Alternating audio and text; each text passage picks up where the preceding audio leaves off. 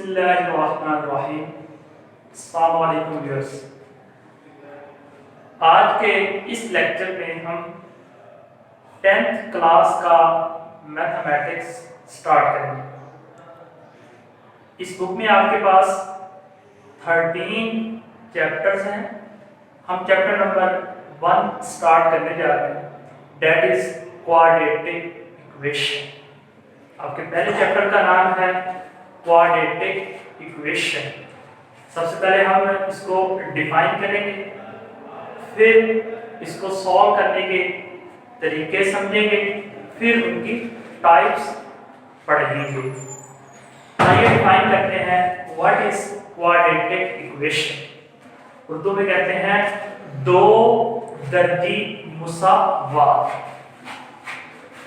An equation in the form of ax square plus bx plus c is equal to 0 is called quadratic equation।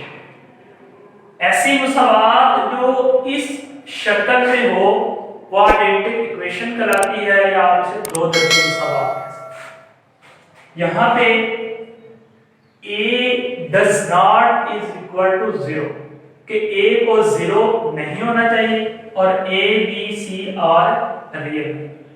तो गौर करें, ये एक वो condition यहाँ पे लगा रहा है कि a को 0 नहीं होना चाहिए। अगर a 0 होगा तो ये 0 इसको भी 0 कर देगा, मींस दैट ये टर्म खत्म हो जाएगी, तो पीछे बचेगी bx plus c is equal to 0। तो ये जो आपके पास बचेगी ये लीनियर इक्वेशन या दर्जी मुसावात बचेगी।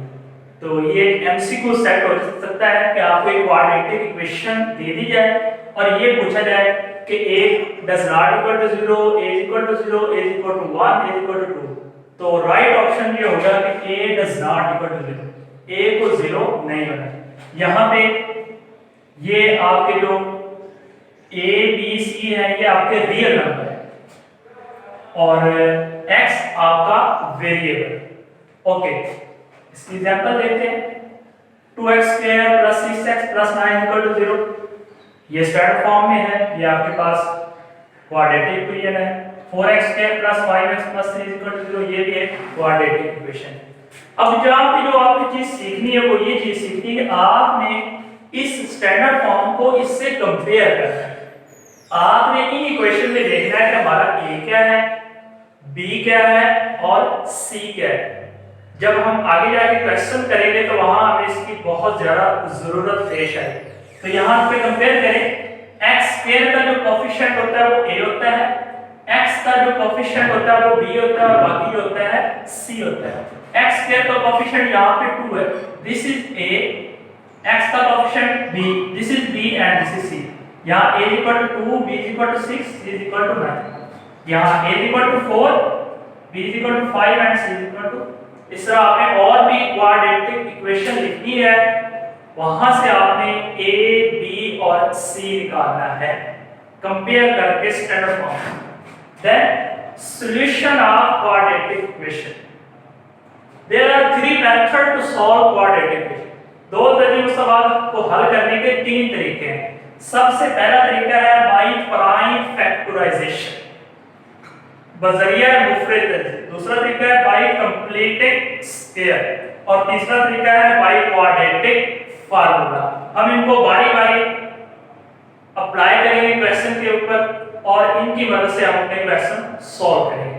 तो आइए स्टार्ट करते हैं। सबसे पहले एक्सरसाइज 1.1। इसके अंदर 3 क्वेश्चन है। क्वेश्चन नंबर 1 है, आपको क्वेश्चन दिए गए, आपने जस्ट उनको स्टैंडर्ड फॉर्म में चेंज करना है। अभी हम सॉल्व नहीं कर रहे। पहला जो स्टेप है वो ये है कि जब आपको क्वेश्चन दिया जाए तो आपने चेक करना है क्या ये स्टैंडर्ड फॉर्म में है। अगर स्टैंडर्ड फॉर्म में हो देन आप उसके ऊपर फार्मूला अप्लाई करेंगे। इन तीनों में से जो सा आपको कहा है, अगर वो स्टैंडर्ड फॉर्म में ना हो तो आप कोई फार्मूला अप्लाई कर ही नहीं सकते। तो आइए सीखते हैं कि जब हमें कोई इक्वेशन क्वेश्चन स्टैंडर्ड फॉर्म में ना हो तो उसको स्टैंडर्ड फॉर्म में कैसे बनाना है। हमारा टारगेट ये चीज है। इस तरह यहाँ पे देखिए आपको फ्रिक्शन नजर आ रहा है, तो अब हमने फ्रिक्शन को खत्म करना है।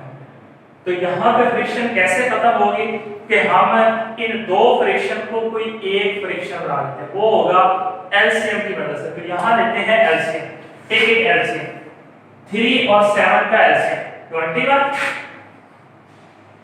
अब आपने 21 को 3 पे तकसीम करना है, जो आंसर आएगा उसको इससे मल्टीप्लाई करना। 3 को इससे डिवाइड किया, आंसर 7 को मल्टीप्लाई करें 7 इनटू, ये हमने नॉमिनेटर से मल्टीप्लाई कर दिया। अब इसको इस पे तकसीम करें, 3 आंसर आएगा, तो हो जाएगा 3x।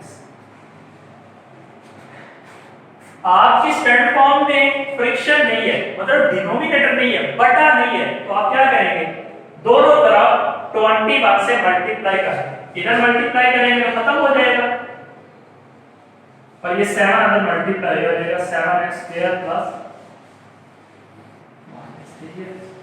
इधर भी 21 से मल्टीप्लाई किया, इधर भी। अभी भी ये स्टैंडर्ड फॉर्म में नहीं बने, तो हम ऐसा करते हैं, इसको यहाँ पे आप इधर आगे सेट कर देते हैं।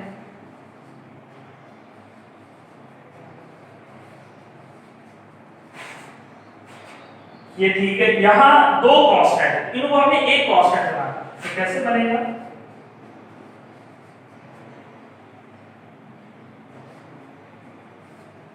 This is standard form. यहाँ पे a इक्वल टू 7 है, b इक्वल टू -3 है, c इक्वल टू 7। तो ये आपका हल हो गया। मैंने एक यहाँ से क्वेश्चन उठाया है, बाकी सिंपल इसी पैटर्न पे आपने करना है। सबसे पहले एलसीएम लेना है, एलसीएम लेने के बाद दोनों तरफ से मल्टीप्लाई कर देना है और इस स्टैंडर्ड फॉर्म में कन्वर्ट करना है। इस तरह से आप क्वेश्चन नंबर 1 आसानी से इसके सारे पार्ट्स को सॉल्व कर सकते हैं। आइए इसके रिमेनिंग पार्ट करते हैं। जो इसके रिमेनिंग दो पार्ट है उन पे ये फार्मूला लगाते हैं, प्राइम फैक्टोरियल सीखते हैं, उसके बाद कंप्लीटिंग स्क्वायर और फिर हम क्वाड्रेटिक फार्मूला। जी स्टूडेंट, जैसे कि आपको पता है हमने एक्सरसाइज 1.1 स्टार्ट कर ली है। क्वेश्चन नंबर 1 में सिंपली हमने इनको स्टैंडर्ड फॉर्म में चेंज करना था, वो हमने सीख लिया।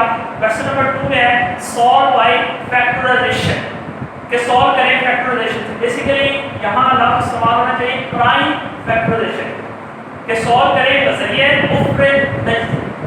तो सॉल्व करने से पहले आपको प्राइम नंबर का पता होना चाहिए। क्या होता है प्राइम नंबर, देखिए 2 3 5 7 11 30 ऐसे नंबर हैं जो अपने आप 1 पे तकसीम होते हैं। तो कोई नंबर प्राइम नंबर कहलाते हैं जो अपने आप और 1 पे तकसीम होते हैं। आइए स्टार्ट करते हैं। वैसे x² -x -20 इक्वल टू 0। यहाँ पे गौर कर लें, x का कोएफिशिएंट 1 है, मतलब a 1 है, x का कोएफिशिएंट भी 1 है, -1 है, तो b a 1 है, b -1 है और c -20। तो फैक्टराइजेशन करने के रिजल्ट लगाना, इसका एक तरीका आपको समझाता हूँ, वो मैं लिख देता हूँ। जितने भी आपने क्वेश्चन सॉल्व करने हैं उसी चीज़ को आपने, उसी मेथड को आपने मद्देनजर रखते हुए सारे प्राइम फैक्टराइजेशन के क्वेश्चन सॉल्व करने हैं। तो इसके अंदर मैं आपको साथ साथ स्टेप बताता जाता हूँ। सबसे पहले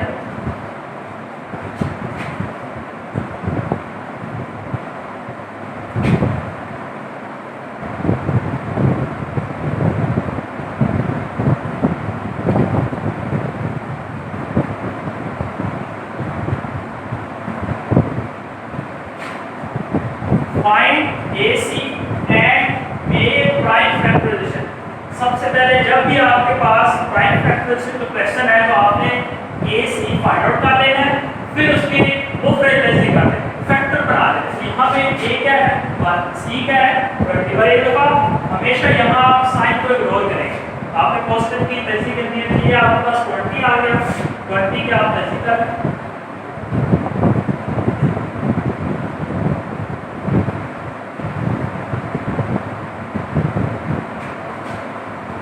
तहसील होगी। स्टेप नंबर 2 में आपने क्या करना है,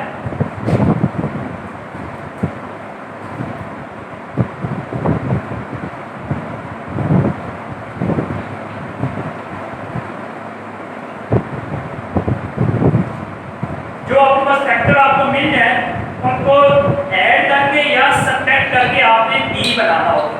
इसमें भी आपके पास 3 है, तो आप इसको लिख सकते हैं 2 to the 4 मल्टीप्लाई b क्या है b -1। तो अब आपने यहाँ पे एडजस्टमेंट करनी है, किसके साथ प्लस लगाए या किसके साथ माइनस लगाए। अगर दोनों को जमा करते हैं तो 9 बनता है, हमें चाहिए -1, तो हमें -1 चाहिए, तो 5 माइनस का रख देते हैं और 4 प्लस का, तो -4x plus 4x minus x ही बचेगा, तो हमारी वैल्यू होगी x square minus 5x plus 4x। Next step में आपने इस तरह करना है, इन दोनों में जो कॉमन था वो ले लेना है, इनमें से जो कॉमन है, इन दोनों में कॉमन है x, इन दोनों में 4 कॉमन है,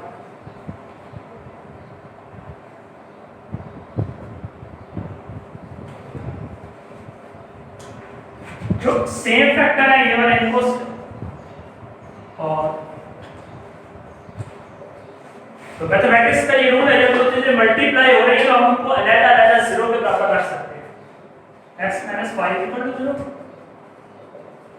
तो यहां से हम x की वैल्यू निकालते हैं, -5 उधर जाके +5 हो गया और -4 उधर जाके -, तो हम इसको हल सेट बोलते हैं, एस सॉल्यूशन सेट, वो आपके पास आ गया 5 और, तो इस तरह से आपका ये क्वेश्चन